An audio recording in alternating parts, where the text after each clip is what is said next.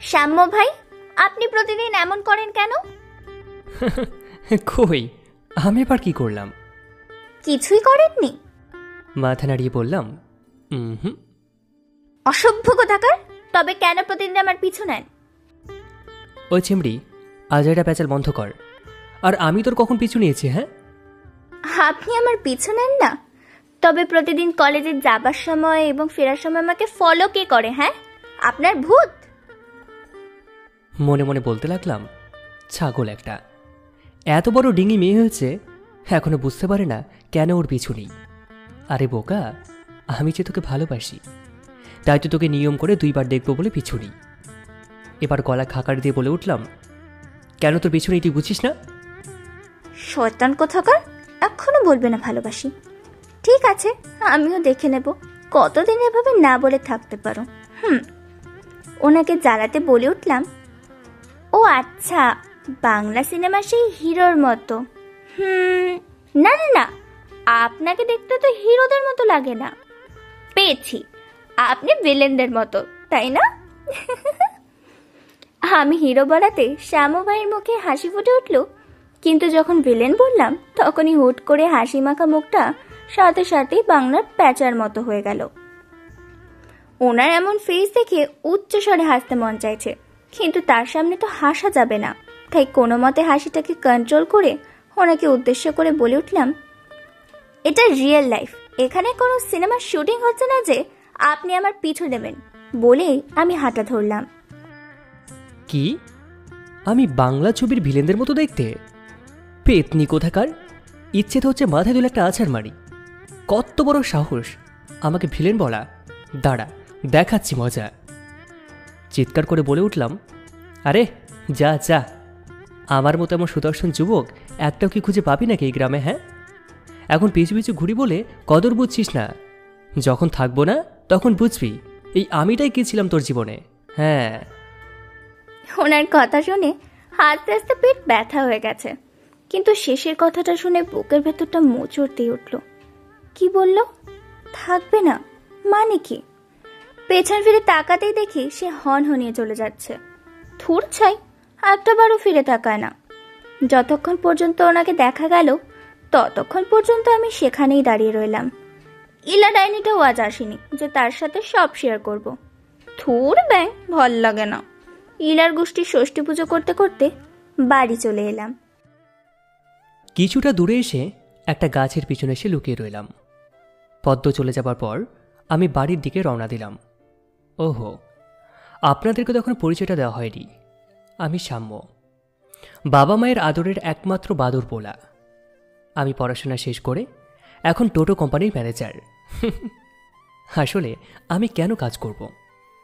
বাবার যে সম্পদ আছে 4 পুরুষ বসে গেলেও কমবে না, কারণ আমার বাবা এই এলাকার এমপি বলে কথা।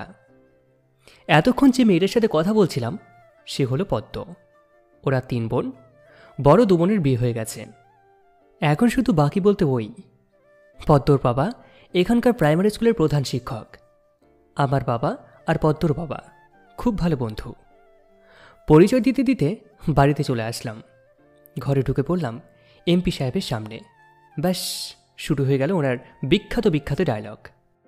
কি রে নবাবের বেটা, সারাদিন এমন তৈরি করে ঘুরে বেড়ালে চলবে? এভাবে বান্দরামো না করে আমাকে একটু তো সাহায্য করতে পারিস নাকি? আহ বাবা, শুরু হয়ে গেছে তোমার প্যানপ্যানানি।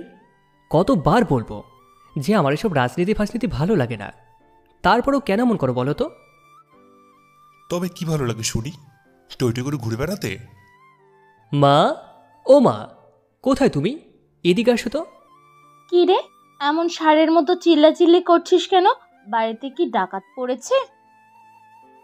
আমি আস্তে করে বলে উঠলাম, ডাকাতের বাড়িতে ডাকাতি করবে কেউ? এমন বুকের পাটা কার আসি শুনি? কি রে, কিছু বলছিস নাকি? যা বাবা, শুনে ফেলেছে আমার কথা। এত পাতলা কান কিভাবে হয় মানুষের? আমতা আমতা করে বলে উঠলাম, আমার ঘাড়ে কয়টা মাথা আছে, কিছু বলবো? সাম্যর কান টেনে ধরে বললাম, বাঁদর কোথাকার, তুই কি ভাবছিস আমি কিচ্ছু শুনিনি? আমি সব শুনেছি। এমনি এমনি তো কেউ আমাকে এমপি বানায়নি।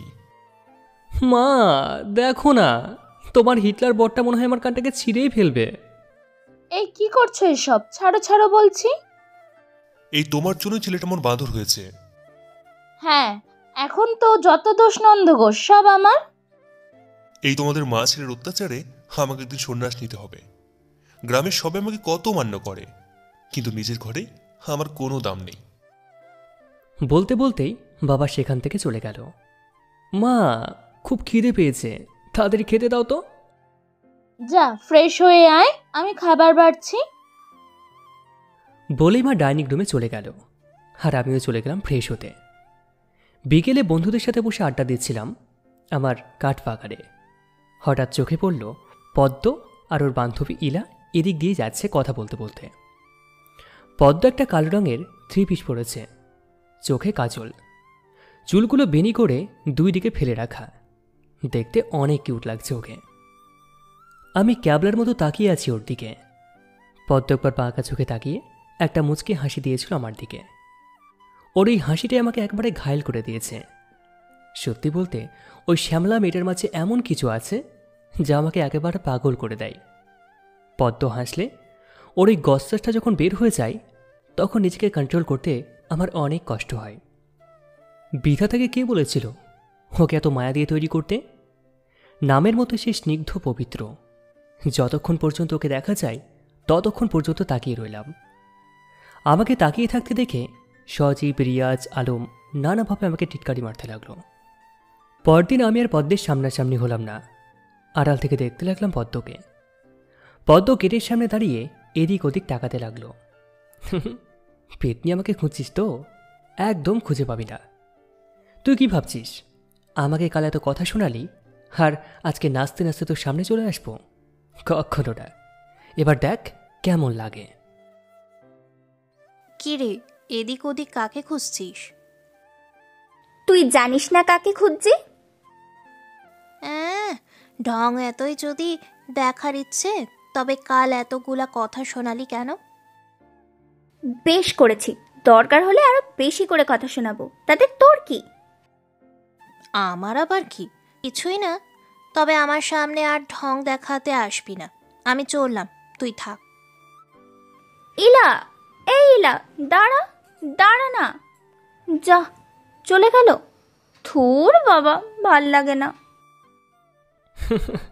ঠিক হয়েছে, এটাই তো শাস্তি। আমাকে বাজে কথা বলা, তাই না? এবার থেকে তুই আমায় দেখবি না, কিন্তু আমি তোকে ঠিকই দেখব। তোকে আকার দেখার লুকিয়ে কি মজা, সে তো আমি ছাড়া কেউ জানে না। তোরে চাওয়ার পাওয়ার নয় তো সোজা, সে তো আমি ছাড়া কেউ জানে না।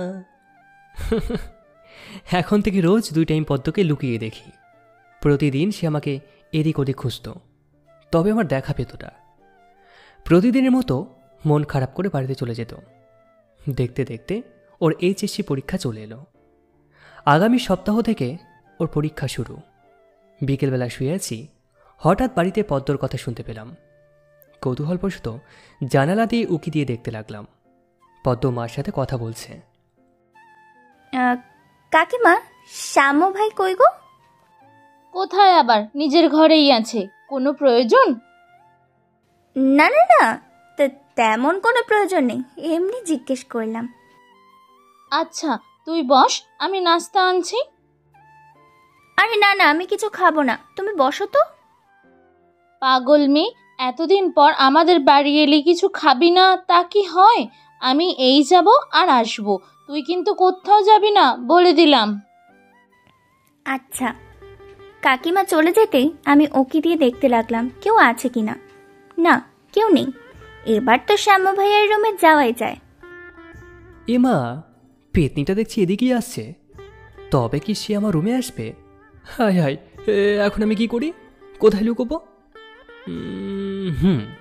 পেয়েছি। আমি এক লাফে সানসেটের উপরে উঠে গেলাম। শাকচুন্নিটা আমাকে আর খুঁজেও পাবে না। আমি চোরের মতো 1 পা 2 পা করে শ্যামু ভাইয়ের রুমে ওকি দিয়ে দেখতে লাগলাম। না, সে তো নেই। মনটাই খারাপ হয়ে গেল। কাকিমা যে বলল সে বাড়িতে, তবে গেল কই? ওয়াশরুমের দরজা তো দেখছি খোলা, তবে কি ব্যালকনিতে? আস্তে আস্তে ব্যালকনিতে গেলাম, না সেখানেও নেই, তবে গেল কই? আমাকে তুই পাবি না। এত তাড়াতাড়ি তো তোর কাছে ধরা দেব না। ধুর ছাই, এই লোকটা কি হাওয়া হয়ে গেছে নাকি? একবার ভালো করে রুমটাতে চোখ বুলিয়ে নিলাম। শ্যামু ভাই অনেক গোছালো একটা মানুষ, আর অনেক শৌখিনও।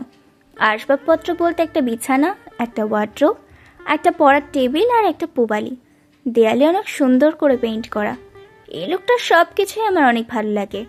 দেয়ালে ঝুলিয়ে রাখা ছোট ছোট ফুলের টবগুলো আরও বেশি মন কাড়ে। আচ্ছা, ছেলে মানুষ এতটা গোছানো হয় কি করে, যেখানে আমি একটা মেয়ে হয়ে একেবারে অগোছালো? আচ্ছা, সে কি অগোছালো আমিটাকে কখনো মেনে নেবে? তুই যেমনই হোস না কেন, আমি তোকেই চাই। মাত্র তো কয়েকটা দিন, তারপর তোকে নিজের করে নেব, আর আমাকে কষ্ট দেবার মজাটা বোঝাবো। বেশ বড় শ্যামু ভাইয়ের একটা ছবি দেয়ালে টানানো। গুটি গুটি পায়ে আমি ছবিটার পাশে গিয়ে সেটা খুলে নিলাম দেয়াল থেকে। তারপর বিছানায় এসে বসে ছবিটাতে হাত বুলাতে লাগলাম। আলতো করে একটা চুমু দিলাম ছবিটাতে। ইস রে, কেন সে লুকোতে গেলাম? সামনে থাকলে হয়তো আমার গালেই পড়তো চুমুটা। এই, এমনভাবে তাকিয়ে আছো কেন? আমার বুঝি লজ্জা করে না? তুমি ছবি বলে নির্দ্বিধায় চুমু খেতে পারছি, সামনে থাকলে তো জীবনেও পারতাম না।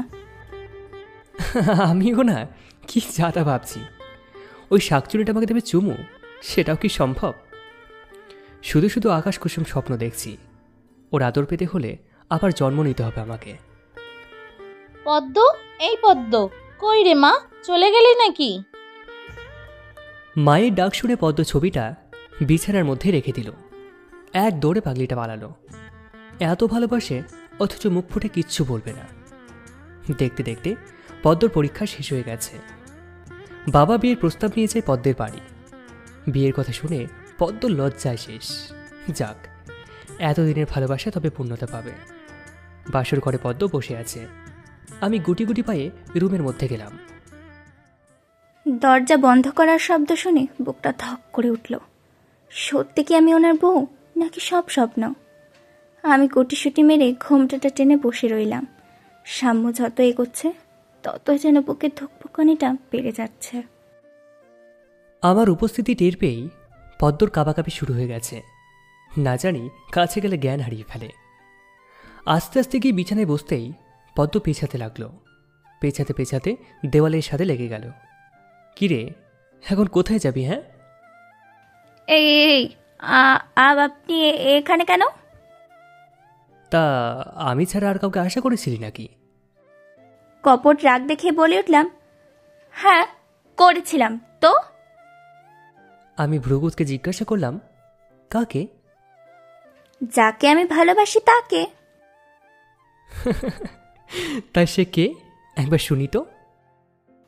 কে আবার? যে প্রতিদিন আমার কলেজের সামনে দাঁড়িয়ে থাকতো, প্রতিদিন তাকেই। তবে আমি কে? আপনাকে তো আমি চিনি না। তবে রে পাজি, বলেই ওকে একটানে আমার কোলের মধ্যে তুলে নিলাম। তারপর আস্তে করে ওর ঘোমটাটাকে সরিয়ে দিলাম। ওরে আমার লজ্জাপতি রে, লজ্জায় দেখে একেবারে লাল হয়ে গেছে। দাঁড়া, এক্ষুনি তো লজ্জা ভেঙে দিচ্ছি। আমার কথা শুনে পদ্ম দুই হাতে ওর মুখটাকে ঢেকে নেয়। আমি হাত সরিয়ে ওর কপালে একটা ডিপলি কিস করি। সকালবেলা ভোরের আলো চোখে পড়তেই আমার ঘুমটা ভেঙে যায়। উঠতে নিলে বুকের মধ্যে ভারী কিছু অনুভব করি। তাই বুকের দিকে তাকাতেই দেখি পাগলিটা আমার বুকের মধ্যে গুটি সুটি মেরে ঘুমিয়ে আছে। তার এলোমেলো চুলগুলো মুখটাকে একেবারে ঢেকে দিয়েছে। একটু মুচকি হেসে চুলগুলো ওর কানের পিছনে গুজে দিলাম। তারপর কপালে একটা ভালোবাসার পরশ সেঁকে দিলাম। তাতে পদ্ম জেগে যায়। লজ্জায় মুখ গুজে দেয় আমার বুকের মধ্যে। আমিও তাকে বাহুডোরে শক্ত করে জড়িয়ে নিলাম। ওর কানের কাছে মুখ নিয়ে ফিসফিস করে বললাম, ভালোবাসি। তাতে করে সে আরও গুটিয়ে নিয়েছে নিজেকে। আমার কথার প্রতিউত্তরে সে বলল, আমিও অনেক অনেক ভালোবাসি। আচ্ছা, অনেক বেলা হয়েছে যে, এবার যে উঠতে হবে। তবে যাও, কে না করেছে? আপনি যেভাবে ধরে রেখেছেন তাতে কি করে উঠবো আমি? আমি কি করে জানি? জানেন না তো? ওকে। বলেই হঠাৎ আমার বুকের মধ্যে একটা কামড় বসিয়ে দেয় পদ্ম। তাই হাতের বাঁধনটা কিছুটা হালকা হয়ে যায়। সেই সুযোগে পদ্ম উঠে পালাতে নেয়, কিন্তু যেতে পারেনি। আমি খপ করে ওর হাতটাকে ধরে নিলাম। এই কি করছেন? ছাড়েন না প্লিজ। আমার পাউডারটা না দিয়ে চলে যাবে তা তো হবে না। আপনার পাওনা মানে? আমি ঠোঁট এগিয়ে দিয়ে বললাম, এখানে তোমার আদর চাই। ঠিক আছে, দিব। তবে আমার একটা শর্ত আছে। কি শর্ত শুনি? আপনি চোখ বন্ধ করেন। ঠিক আছে। বলেই চোখ বন্ধ করতেই পদ্ম আমার কপালে আলতো করে ওর ঠোঁটটাকে ছুঁয়ে দেয় এবং দৌড়ে পালাই। এটা কি হলো? পাগলি একটা। একটু জোরেই বলে উঠলাম, ঠিক আছে, আমিও রাতে দেখে নেব, মনে থাকে যেন।